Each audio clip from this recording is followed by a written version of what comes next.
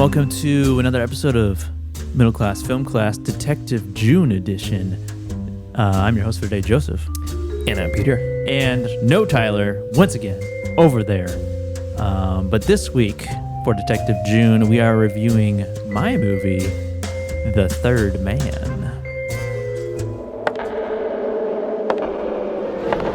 There we go. Heard of Harry Lime? Best friend I ever had. He's kaput.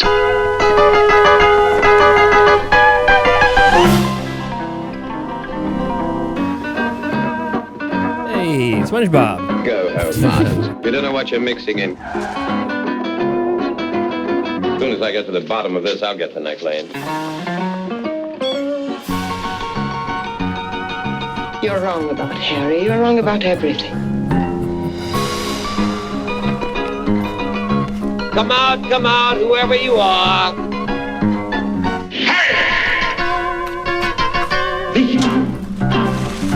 You never should have gone to the police, you know.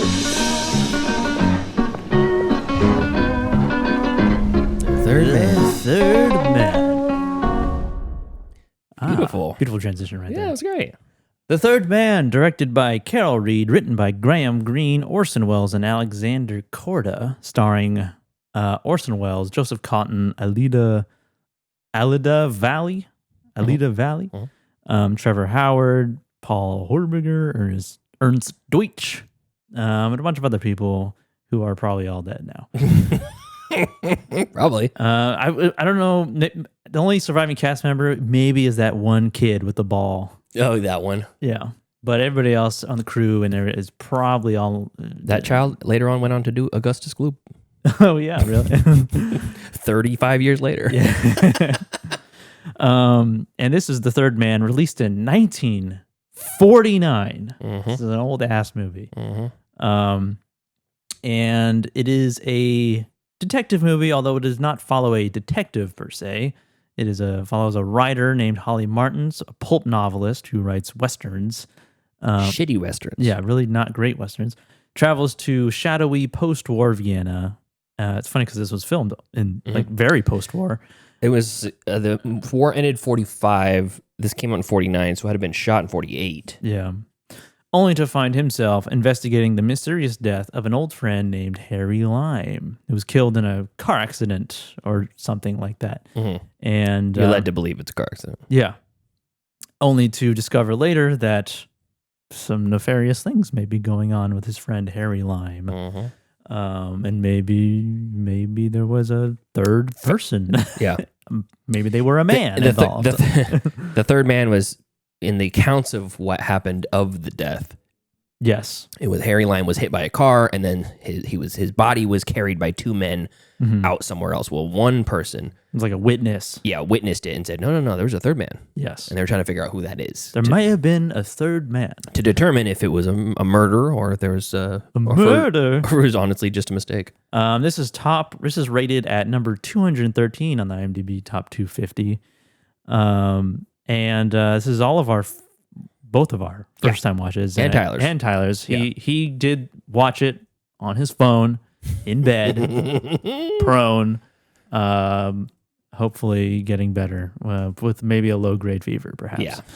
All of our first time watches.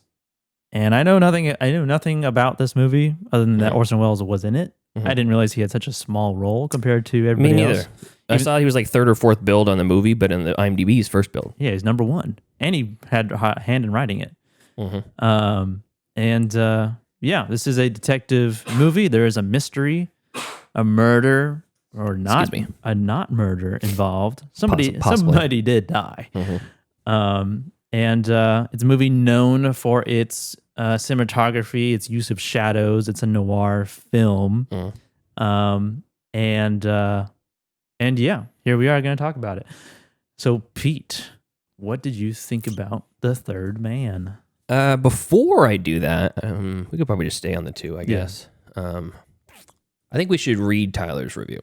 Oh, you want to do Tyler's review? I want him to lead the set the stage. Okay. So set the vibes. So Tyler wrote this review this morning, and keep in mind the state of the man.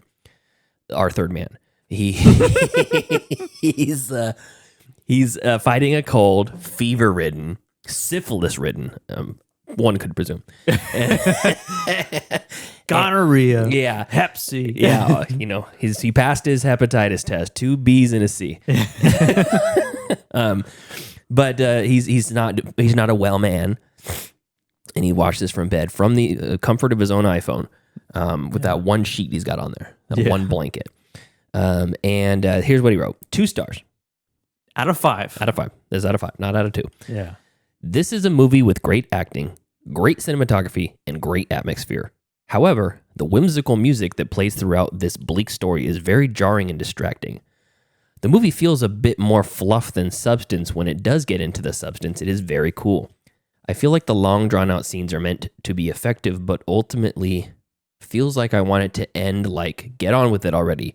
The story ain't that deep.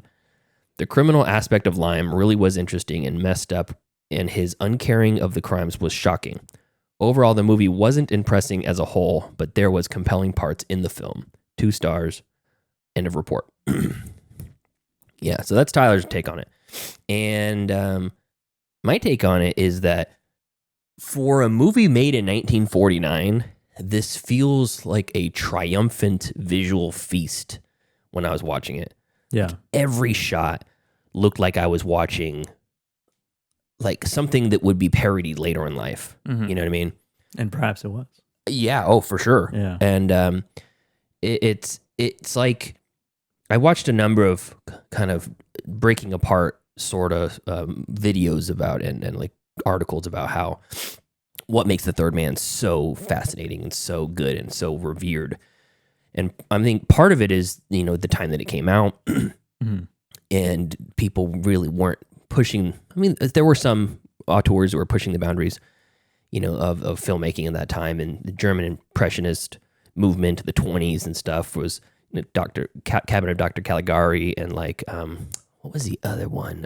M. I think M. I might have been before that. Mm-hmm. But either way, there was definitely people taking risks in the German film movement back then, but this is a British movie set in Austria, post-war, used the real post-war, essentially post-apocalyptic hellscape that Austria was back then, where there's multiple different governments vying for their piece of the pie there. There's this international area in the center of the city, which everybody supposedly was a safe zone for, and no one spoke the same language. And it was just kind of chaotic.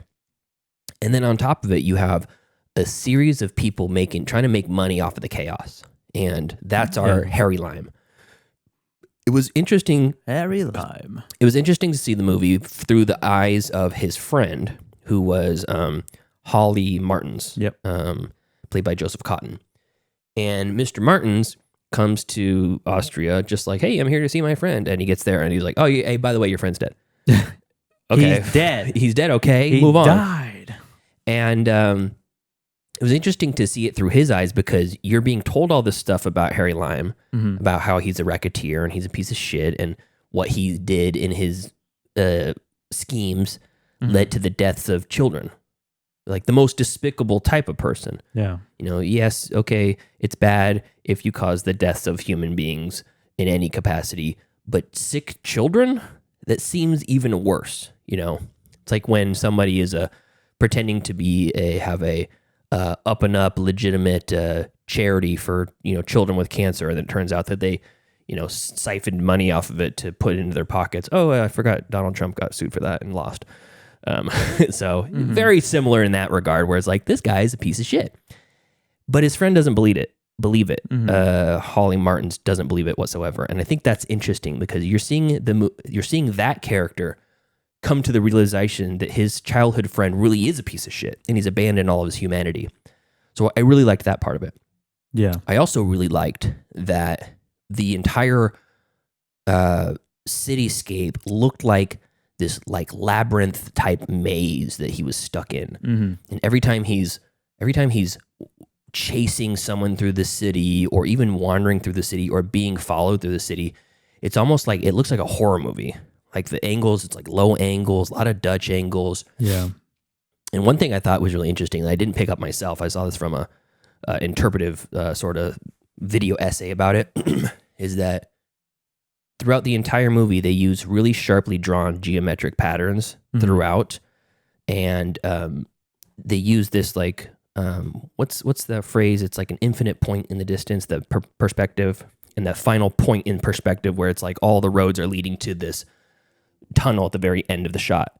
You know, it's a 3D obviously shot where the camera's here and the character's running away from the camera towards this point in the distance. I mean, leading lines is like one aspect of it. I think they call it vanishing point. Vanishing point, where it's like if at some point you can essentially get out of the frame and you're so small in the frame that you vanish. Yeah. That vanishing point for him as he's walking through the city is always obscured by a building. Like the point where in order to get to that vanishing point, you'd have to go around the building and it's lost to him. He can never see it.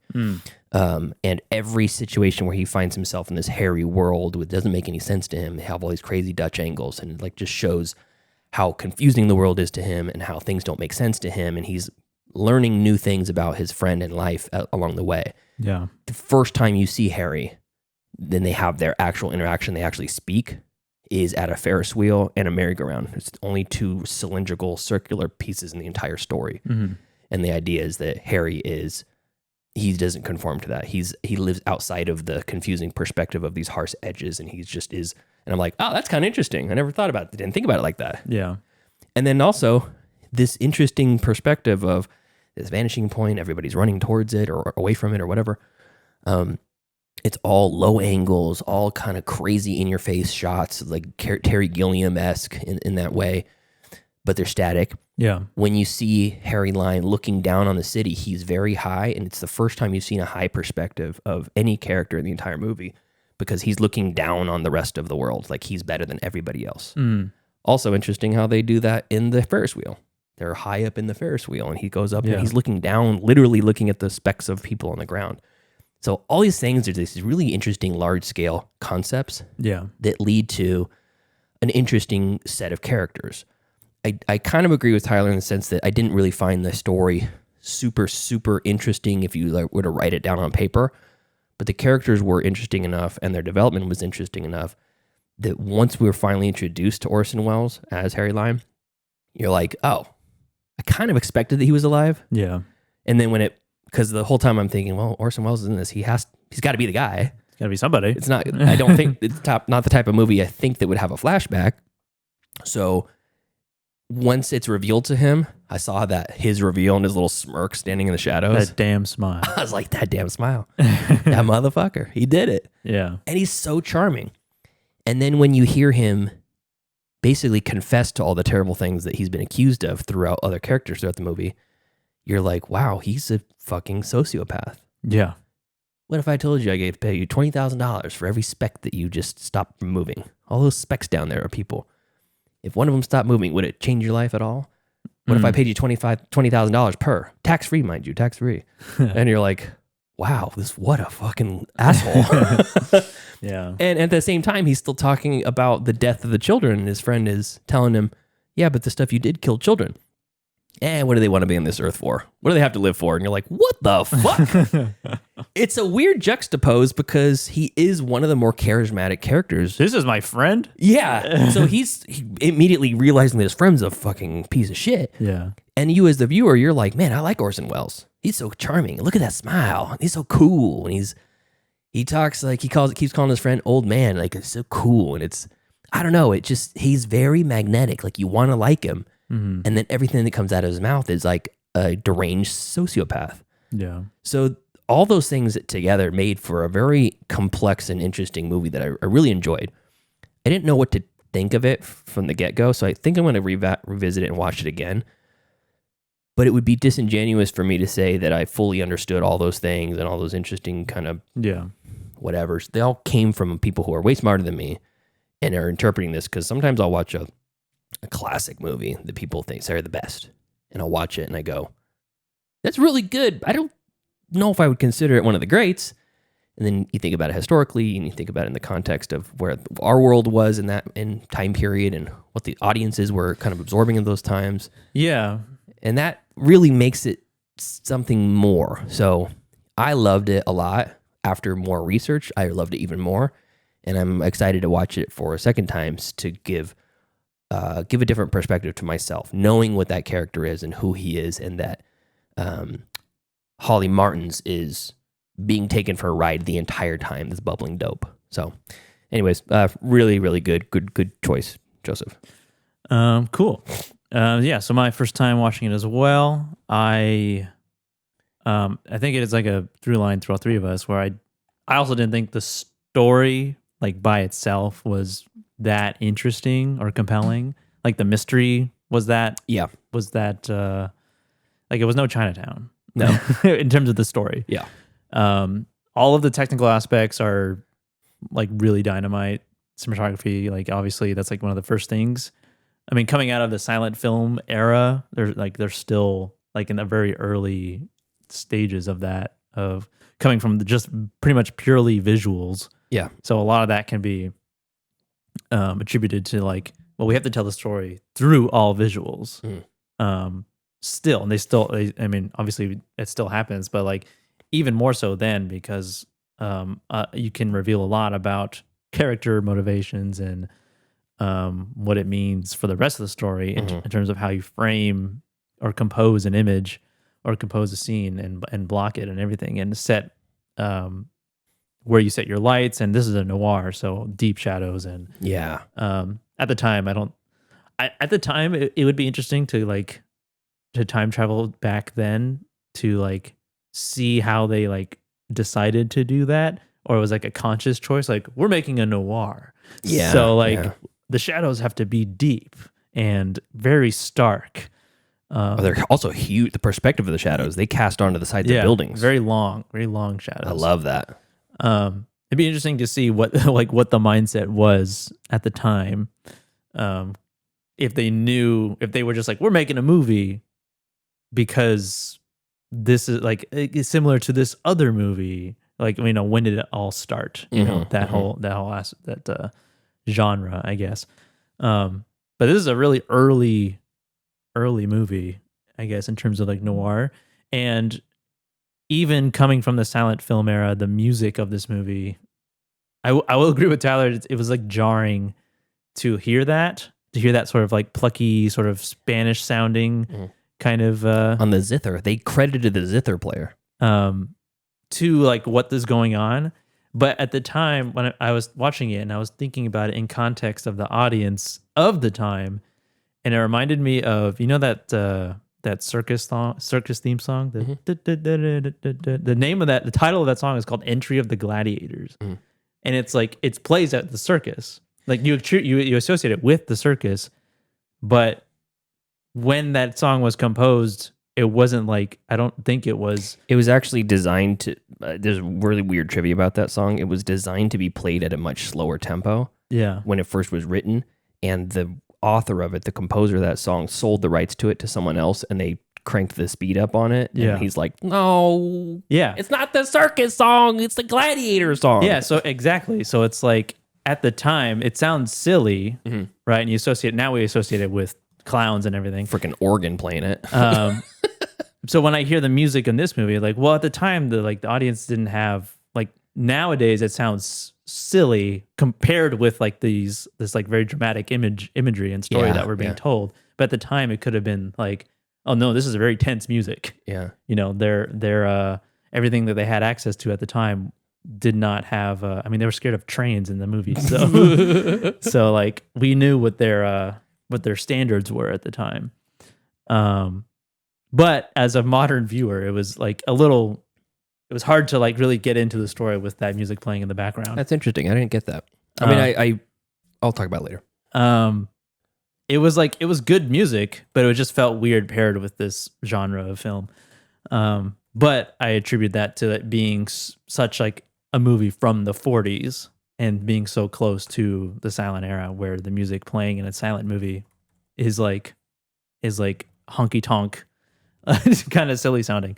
But yeah, I was like confused on how I felt about the movie, because I didn't find the story that interesting, but everything else about it was really good.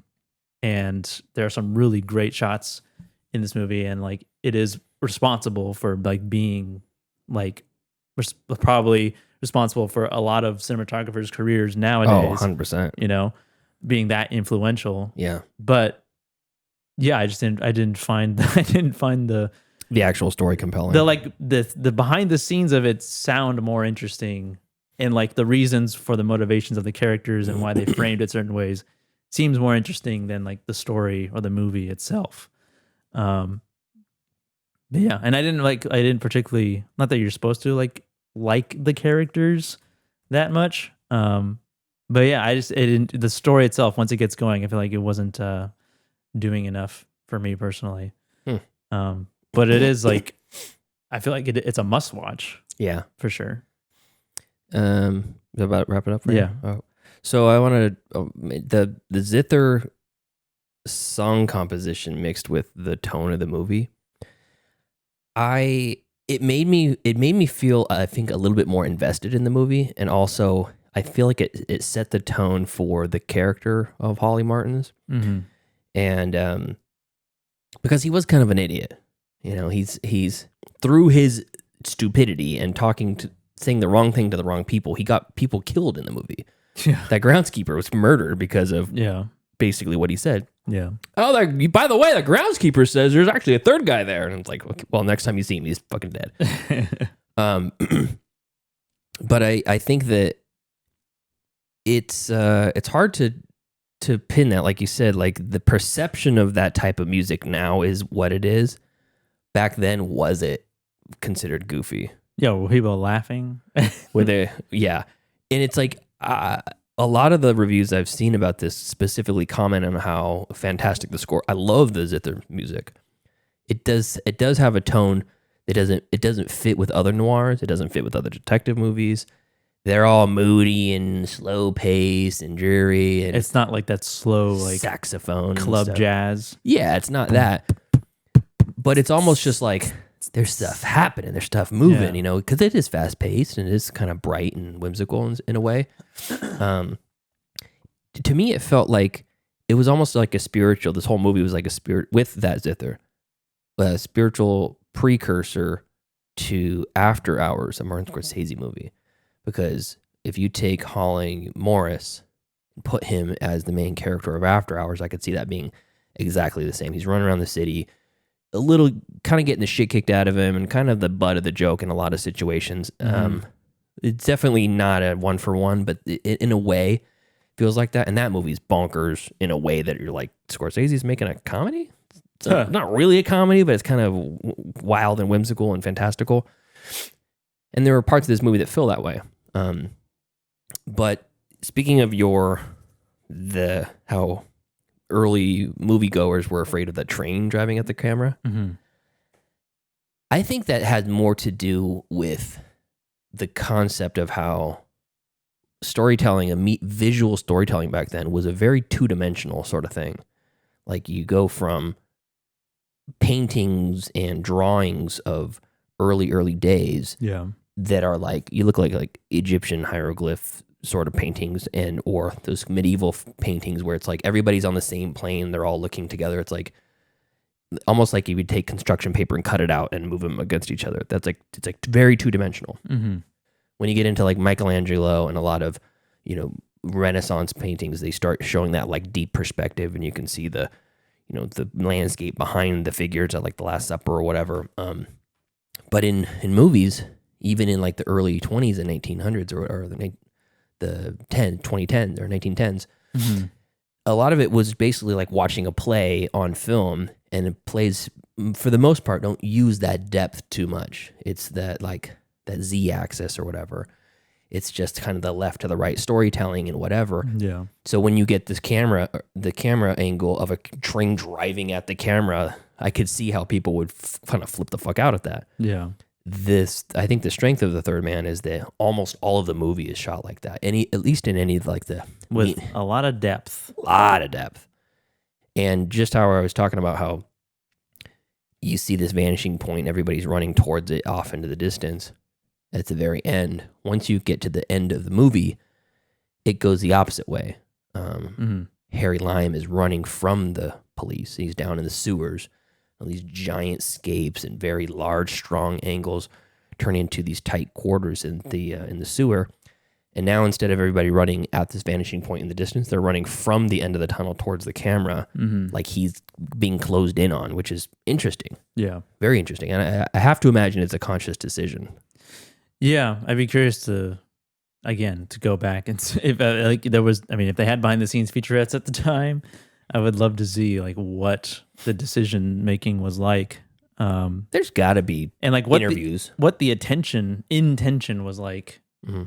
For some of these compositions, like was it a conscious thing? Was it like a subconscious thing? Like this means this, and we're shooting this way because it means this. Like we're shooting a Dutch angle because the world is uneasy because it's post-war and we're still recovering, and also the uneasiness of the situation that the character's interpretation of it that they're in right now. Robert Krasker is the cinematographer, and he won the Oscar for this. Best cinematography. Yeah. Only award this won at the Oscars. Yeah. I know that the musician Anton Karas was found by Sir Carol Reed. He's knighted. Cool. The director. I know we got a man director named Carol Reed, and the main character's name is Holly Martin. Come on. Anton Karas was discovered while scouring Vienna bars and nightclubs. And really? The director actually heard him playing at a production party and insisted that's cool. The Austrian zither player come to Reed's hotel room and record songs to use for the contract. And then later in production, he realized that he wanted to use his music for the whole film. Why don't you come to my hotel room and record some of that zither? Why don't you bring your zither with you? Yeah. 1951, that's the best cinematography. For this movie was actually a subcategory, best cinematography black and white. They had a best cinematography color that year too. Oh, interesting. Yeah, that's weird. I didn't know that. And then when things went primarily color, they got rid of it. Yeah, like we don't want to encourage that shit anymore. We're done with that. That's old news. Weird. He also had a nomination. No, I'm sorry. Yeah, he was nominated in 1964, 13 years later, for best British cinematography color for a movie called The Running Man. The Running Man. The Running Man and The Third Man. Interesting. Yeah. How many types of mans you gonna make a movie about? The Third Man, The Running Man. Who's the third man of our group? That has to be Tyler. He's not, because he's not here. Yeah, because he's here only half the time.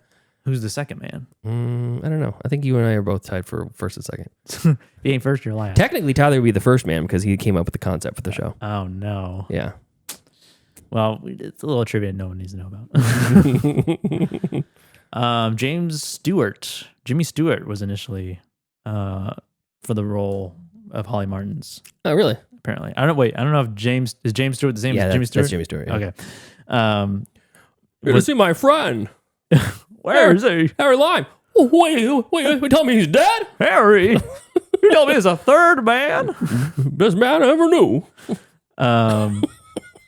Orson Welles was only shooting for a week on this movie. Yeah, that's cool. And he did not want to go in the sewer. He was body doubles. Really? In the sewer. And he did a lot of his shots in London. Oh, that's interesting. Because he thought he was going to get a disease from shooting in the sewer. That's funny. He was scared. No, I won't go in there, I tell you. Orson Welles, not... Okay, Jimmy Stewart didn't want to go in the sewer either, I assume. Well, he's not even in the movie.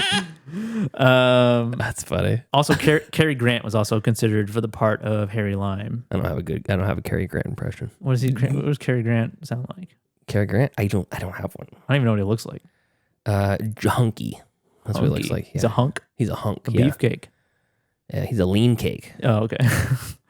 This is Graham Greene's only original screenplay. Oh, that's interesting. He wrote a novella of this too. Like the screenplay was so dense that he basically turned it into a novel. Oh. And then eventually they adapted it into the movie.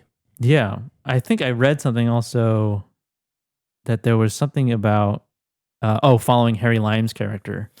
There was I think it was a novel, or maybe it was a spin-off movie. I don't know. I think it was the original novel. I think this is just part of that character in that story. Yeah.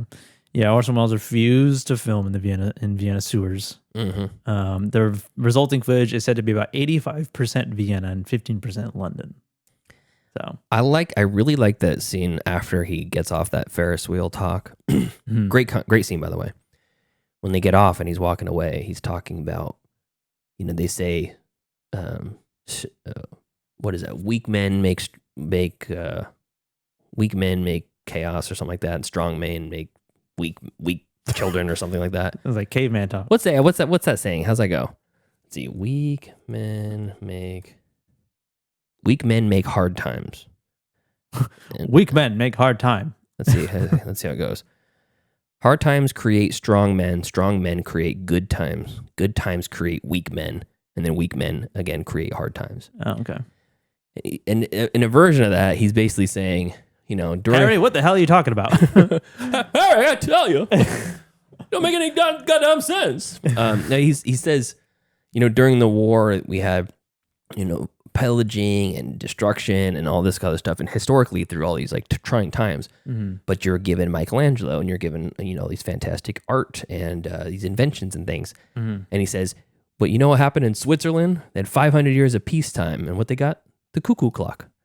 The cuckoo clock. Yeah, and it's a great line because he's basically saying, you're pissed off because I'm doing these terrible things, but terrible times and hard times are what makes people good.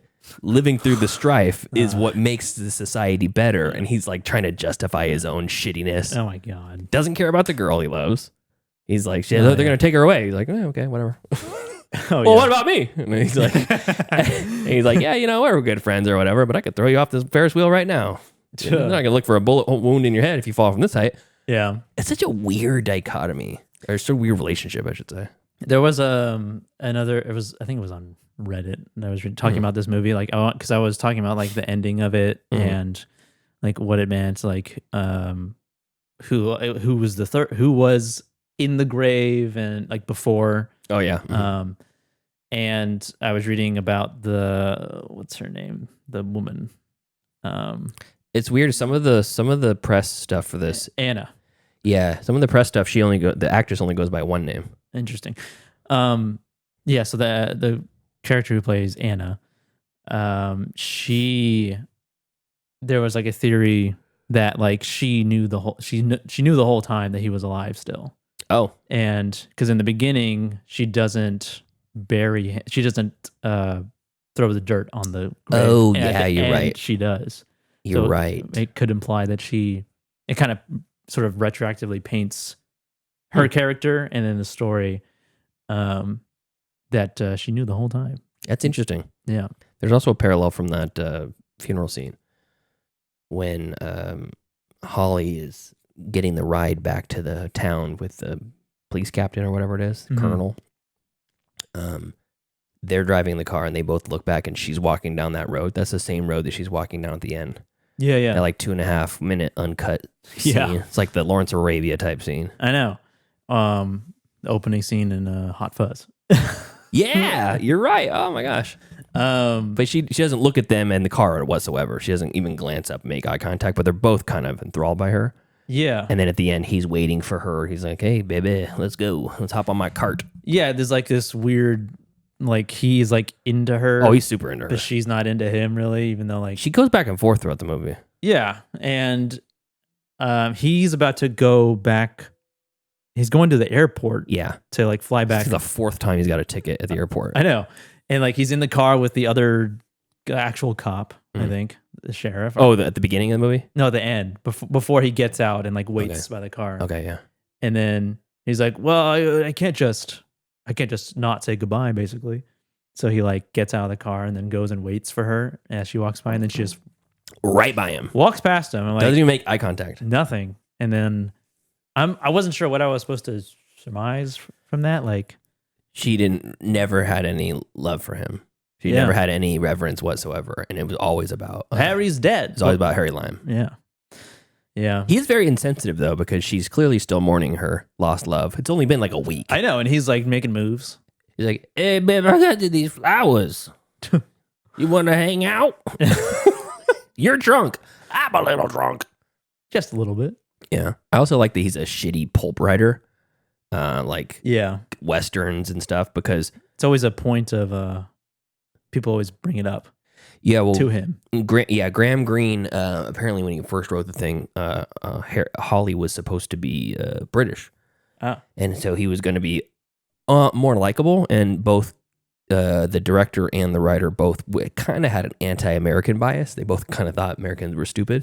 So when they changed the character for the production to be American, they're like, oh, baby, we're going to make this guy a fucking loser. And the stuff he writes ain't like what I write. I write good stuff, like The Third Man. He writes Westerns. Stupid Westerns. Yeah, Arkansas Express, or whatever they call that movie. The book they kept bringing up. Yeah. I don't have much else to really say about it. There's a lot of really great shots in this movie. Like if you were just to watch the modern trailer, like they include a lot of it, and you could probably take almost anything out of this movie and like make it a painting or make it a framed picture. I would love to see a supercut of all those really wide angled, kind of like long perspective shots with the big shadows. Like most of the chase scenes. Mm-hmm. You could take that, make a montage of it, and make it a music video.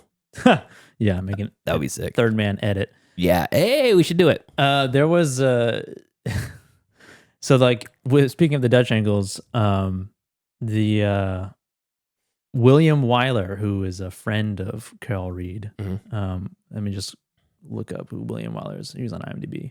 Yeah, he's another famous director. He is Billy Wilder and William Wyler. Director, producer, actor who directed Roman Holiday, Ben-Hur. So pretty big movies. Yeah. A friend of Carol Reed sent him a spirit level. Spirit level? A level for when you're framing, like when you're hanging a picture. Uh-huh. Said, Carol, next time you make a picture, just put it on top of the camera. Oh, that's really funny. Yeah. The whole time it was crooked. Yeah. What do you mean the camera's crooked? Sorry, it's Jimmy Stewart again. Can you imagine Jimmy Stewart, like if he was on set and he's like filming, he's like getting ready to shoot a scene and he sees the camera, he's like, your tripod's crooked. Yeah. You put a book under the other side of that thing. You're gonna shoot up in my nostrils? What about get you the moon, huh? Just remember that? remember that. That was a good scene. Was that before or after this? I don't even know. I think before. Okay. I think It's a Wonderful Life. Let's see. It's a wonderful 46, yeah. 3 years before. 3 years prior. I could have sworn this was a 50s movie, and then when I put it on, I'm like, 1940s. Man, what the world was like in 80 years ago. What's the oldest movie you've watched, do you think? Or do you know? I've seen Trip to the Moon. Yeah. It's a 15-minute movie. Yeah, let's see if that is Trip to the Moon. George the Méliès? Nosferatu. That's what that Trip to the Moon's 1902, but it's a short. Nosferatu, it's 27, I think. Oh, okay. Let me see here. Yeah, I guess I've seen both of those as well. 2020 or 19. Sorry, 1920. Yeah, it's 22. No, 22. Nosferatu, a Symphony of Horror. Is that the same thing? I don't know. Yeah, I think it is. Okay. A Symphony of Horror. I didn't know that was the subtitle. 1922 horror fantasy, hour and 21. Oh, okay. Seems long. It's a bit long. It's a bit long for what's going on. 1922. All right. Yeah, I don't know if I've seen any like a feature length movie older than that. Let me check my Letterboxd. I know that's not in the entire history. When did they start making feature length movies?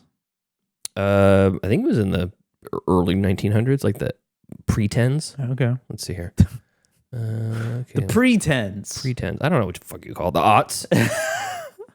Is the aughts the zeros? The turn of the century. I don't know. I'm at 1919 films logged on Letterboxd. I should go back and like log all the movies I've seen that before I started getting on Letterboxd. Oh yeah. Because it's weird. It's the first time logging something, but it's a rewatch, you know? Mm. All right, let's see here. Stats, 1900 films, sort by year. When added, when rated, release date, earliest first. Trip to the Moon's the earliest one. Oh, okay. That's probably mine too. The Butcher Boy, 1970. Butcher Boy. That's a short. A lot. I got a Buster Keaton. Nosferatu is my earliest one, 1922, and then after that, 1925, The Mystic. It's Todd Browning, and then A Page of Madness, which I saw at the Red Museum. Page Man. Yeah, it's a Japanese movie. I saw Haxan, but that's probably around. I think that's 29. Nosferatu. Yeah, let me see what there it is. Haxan. This is Dynamite Podcasting. Oh, hell yeah. Anybody who's watching this is loving this right now. Oh, I was right. 22. Haxan. Sweet. All right. Anything else? Do you want to grade this thing? Yeah, I don't have anything else. Do you have anything else? I'm good. I don't have anything. Do you have anything else? I got nothing. Okay, cool. Tyler, what do you grade this movie? Hold on. Where's it? Fuck. So D. It is definitely a mid movie. Oh. Yeah, I think Tyler thinks this is mid. He gave it 2 out of 5. That's a D plus. Yeah. D plus, C minus, something like that. Yeah, I think it's lower than a C for sure. I'm gonna go A. Not an A plus. Maybe if I rewatch it again, but I think A. Okay. It's really pretty fantastic. I go A minus before I kind of did some research on it after the fact. I'm gonna do B plus. B plus, all right. Yeah, Third Man, B plus. It's just like it just 1949. I don't know. I don't know. You famously don't like old movies, though. I mean, like old movie. This is an old movie. This is an oldie. Like Chinatown, great. That's an old movie. This is an old movie. 70s movies. There's some dynamite 70s movies. There's also some bullshit in the 70s. Yeah, there's a lot of shit in every decade. decade. Yeah, just in general. But in the 40s, I'd imagine a lot of shit. Yeah, they're still figuring it out. Let's see. I'm going to look up the best movies of the 40s. Best movies of the 40s? Yeah, let's see. Best movies of the 1940s. Let's see what Grok says. First one, Third Man. It's a Wonderful Life. Casablanca. Citizen Kane. Okay. Double Indemnity. Rope. Rope was the 1940s? I guess so. Let's see, hold on. 1948. Wow, I had no idea. Is it Hitchcock? Yeah. Treasure of the Sierra Madre. The Bicycle Thief. Miracle of the Mojave. Late Spring. The Lady from Shanghai. The Red Shoes. I've heard that's good. I've heard that. Isn't that where Aronofsky got the Black Swan? I think so. Inspiration. Yeah, I think so. That is also British. Michael Powell. That's a movie name? Written, produced, and directed by Michael Powell. Oh, okay. Yeah. All right, anyways. So what's next? Well, what are we watching next week? Pete, it's your movie. Okay, yeah, so we're back on Detective June. We're here. We did... What was Tyler's Chinatown. Chinatown. Yeah, Chinatown. Third Man. The Third Man. And now we're going modern. We're going The Kid Detective. The Kid Detective. Yeah! And you haven't seen this. I have not seen this. You didn't watch it from any of my recommendations? No. Okay. I'm glad because I want everybody to see this fresh. Did he? No, I don't think he did. No, okay. I mean, odds are no. Okay. Odds are no. He would have told me. He would have told us a lot of stuff. I don't know. So this is starring Adam Brody as Abe Applebaum and Sophie Nalise as Caroline. A couple other people you might recognize, Caroline, but not really. The cool thing about this is it's an auteur movie written and directed by Evan Morgan. Okay. A name you wouldn't recognize because this is his first feature. Ah. And I can't wait for the second one. The only thing They're making a second one? No, his second one. Oh, his okay, second okay. feature. The only thing that concerns me is like when you have somebody who made their one project they've been waiting their whole life for, you know. Uh-huh. You write this movie, you can't wait. You've really been pitching it around Hollywood. You get a couple small productions and then finally get in front of the people that can fund it. Yeah. And they're like, yeah, that's great. We trust you. Here's a bunch of money. Go make your thing. And you make the one vision that you have. Maybe you don't have another great idea in the banks. Mm-hmm. But the production of this is really good. It's a comedy. So under the subgenres on IMDb, it says bumbling detective, coming of age, dark comedy, quirky comedy, and suspense mystery. Okay. Yeah. So the concept, a once celebrated kid detective, now 32, continues to solve the same trivial mysteries between hangovers and a bout of self-pity until a naive client brings him his first quote-unquote adult case to find out who brutally murdered her boyfriend. So that's the concept. Great cover art, great poster, great movie in my opinion. Okay. So this is the gem. I was turned on to this from Jason Kleberg from the Force 5 podcast, and I'm so happy he did because I've watched this movie many times and it's great. So, all right. So we'll watch that next week. Sweet. Where is this streaming? The Kid. Like it's always only been renting. I think it always has been, yeah. I have it on Blu-ray. I'll let you borrow it if you want. Stars. Sweet. Son of a bitch. So nobody. I would recommend, yeah. There's 13 people that subscribe to Stars. We're very happy right now. Okay. But you can rent it for $4 on Amazon, on Apple TV, Fandango at home. I don't think YouTube. All right. And I think this is Canadian. Cool. I think Evan Morgan's Canadian. So anyway, Maybe it's South African. Could be. That's a callback. Yeah. Hold on a second. I'm still playing that thing. That's a callback. All right. Anyways. Oh. You got anything else? Nope. Okay. Thank you to our cool ass yard duties over on Patreon. That's Javier, Heather, Michael, and Chris. If you want to support us, you can do so by going over to patreon.com/middleclassfilmclass. The Patreon members help us choose the 4th movie of the month. So I'm going to be putting a posting out today after the show we're finished.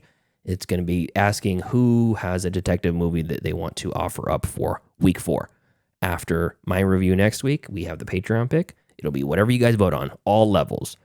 If you want to choose the actual topic, next month is going to be whatever we did. Yep. Spaghetti Western April, Car Chase May, Detective June. July is going to be guaranteed. This is going to be a Patreon topic. Mm-hmm. And they have 2 on the board. Okay. The 2 is post-apocalyptic dystopias and 80s and 90s erotic thrillers. So those 2 topics were chosen by that horny movies. Our top tier Patreon members, the cool ass yard duties. We only allow 5 at a time. We have 4 right now. So if you want to be a cool ass yard duty and basically help choose the next topic after this round of Patreon selection for the month of July, just join the Patreon as the cool ass yard duty level, and you will be on that list. So okay. Until next time.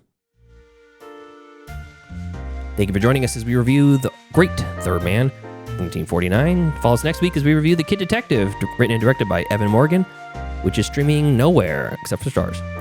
Follow us on Facebook, facebook.com/MCFC podcast, and send us an email, mcfcpodcast@gmail.com. And follow us on Instagram and TikTok at Middle Class Film Class, and at Twitter at Podcast MCFC. There we go. And we hope Tyler feels better. He's out sick today, so he'll be back next week for Kid Detective. Until next time, we'll see you later. See ya. Fever-ridden, syphilis-ridden, one could presume. Class dismissed. I gotta get out of here. The bell doesn't dismiss you. I dismiss you. You're free to go. See you next week. See you later. See you later. That's a wrap. Great show.